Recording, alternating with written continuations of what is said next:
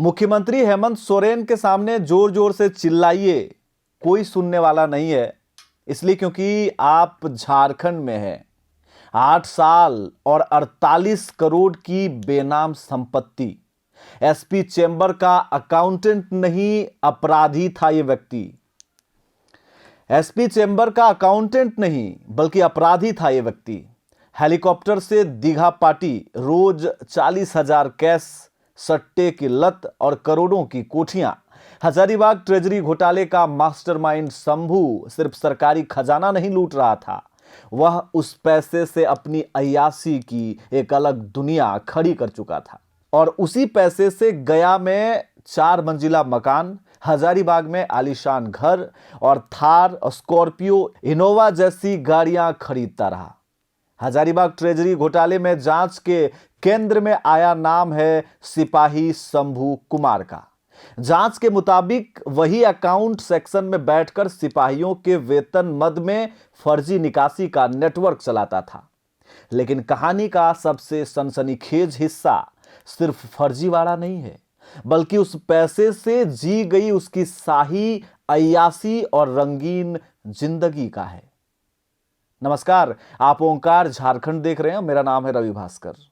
एक कहानी अखबार के पन्ने के माध्यम से या सोशल मीडिया में लिखे एक लाइन के माध्यम से आपने सुना होगा कि हजारीबाग ट्रेजरी से भी करोड़ों की अवैध निकासी की गई है। और ये पैसे निकालने वाले कोई और नहीं, एसपी, डीएसपी और पुलिस अधिकारी के चेंबर के नीचे बैठने वाले अकाउंटेंट और सिपाही है। 2014-15 में शंभू ने अपने दोस्तों के साथ हेलीकॉप्टर रिजर्व कर दीघा पार्टी की थी। यानी कि यहां से सैकड़ों किलोमीटर दूर दीघा, उस खूबसूरत से जगह की तैयारी के लिए या उस स्थान पर जाने के लिए इन्होंने खुद के लिए हेलीकॉप्टर बुक कर ली। वहां उसने जमकर शराब और शानो शौकत से भरी पार्टी दी। और यह सिर्फ अपने लिए नहीं बल्कि पूरे अपने फ्रेंड सर्कल के लिए था। यह सिर्फ दिखावा नहीं था बल्कि उस दौर का संकेत था जब अवैध कमाई का पैसा खुलकर उड़ाया जा रहा था।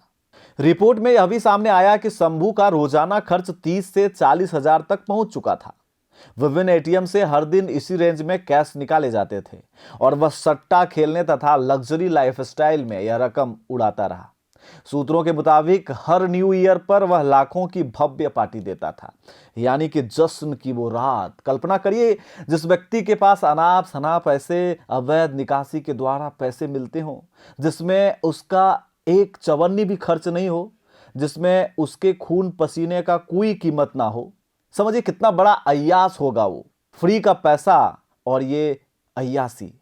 यानी जिस सरकारी वेतन मद से पैसे निकल रहे थे, वही पैसा हेलीकॉप्टर राइड, शराब पार्टी, सट्टेबाजी और आलीशान शौक में बदल रहा था।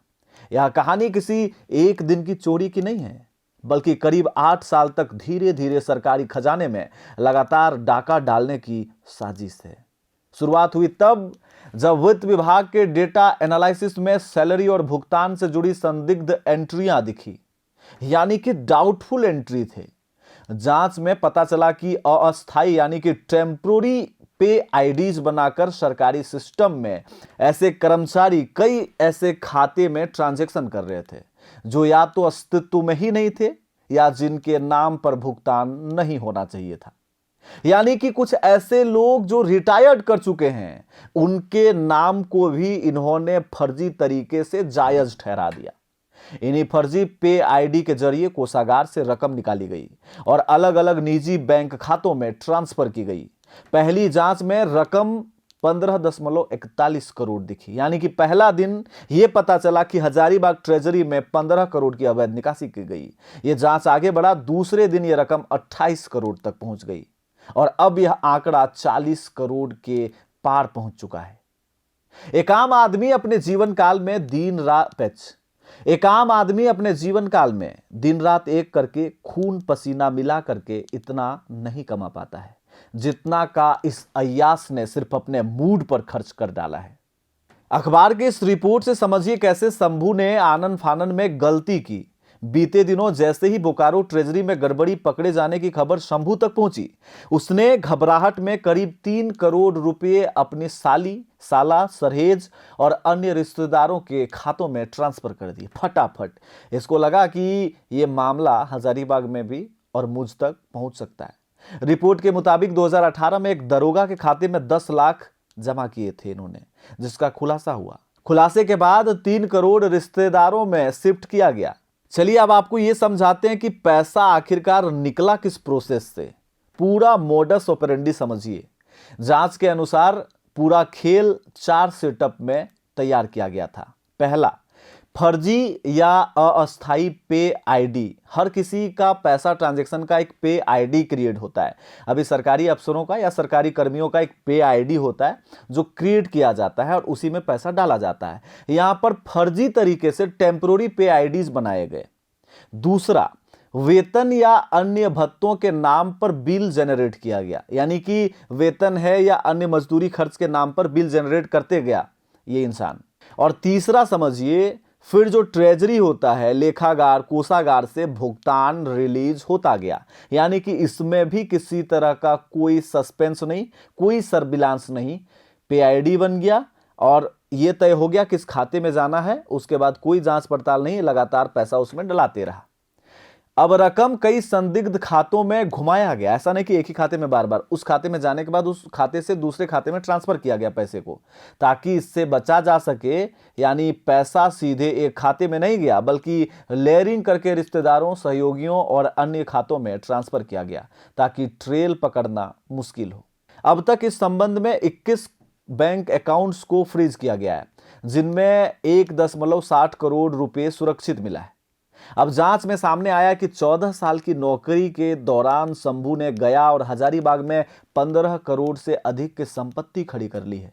इनकी प्रमुख संपत्तियां इस तरह से: गया में एपी कॉलोनी मुजफ्फराबाद इलाके में करीब 7 करोड़ की आलीशान बिल्डिंग है। हजारीबाग में कई जगह जमीन में निवेश किया गया है। इनके पास महंगी गाड़ियां हैं, जिसमें स्कॉर्पियो, थार, इनोवा और इनके रिश्तेदारों के नाम पर संभावित निवेश हैं। यानी कि अपने तो ये मालामाल हुए ही, अपने रिश्तेदारों को भी इन्होंने मालामाल कर दिया। दूसरी ओर सह आरोपी रजनीश सिंह ने हजारीबाग के भारत माता चौक के पास 3 कट्ठा जमीन खरीद ली। उस पर आलीशान बंगला बनवाया जा रहा है। और यही इस कहानी का विरोधाभास है, जिसको साधारण घोटाले से अलग खाकी के भीतर छिपे लग्जरी क्राइम सिंडिकेट की ओर इशारा करती है। अब बड़ा सवाल यही है कि क्या शंभू अकेला मास्टरमाइंड था या इस लग्जरी नेटवर्क में और भी बड़े नाम शामिल हैं? सवाल यह भी है कि जिस कार्यालय बिल्डिंग में बैठकर यह सब किया जा रहा था, वहां रोज एसपी, डीएसपी जैसे अधिकारी कानून बखारते थे। तो आखिर इसकी जड़ें कितनी मजबूत होंगी, आप खुद सोचिए। यानी कि एक तरफ कानून का पाठ पढ़ाने वाले, आम जनता को सुरक्षा की गारंटी देने वाले वो तमाम उच्च अधिकारी जिस कार्यालय में बैठकर नियम बनाते हैं और समाधान ढूंढते हैं, उसी कार्यालय के अकाउंटेंट और सिपाही ये सब कारनामे कर रहे थे। अब समझिए कि ये कितना बड़ा खेल है। और आपसे चाहते हैं कि कमेंट करिए। और दूसरी बात यह कि मैंने शुरू में कहा था कि आप झारखंड में हैं, जोर जोर से चिल्लाइए, कोई सुनने वाला नहीं है। क्योंकि यहां पर फर्जी आईएएस हैं, फर्जी आईपीएस हैं, फर्जी अकाउंटेंट हैं, फर्जी दरोगा हैं, फर्जी एसआई हैं, फर्जी सचिव हैं, फर्जी नेता हैं। किसे किसे पकड़िएगा और किन किन को फंसाने के लिए आप चिल्लाइएगा, आप तय करें। जोहार, नमस्कार।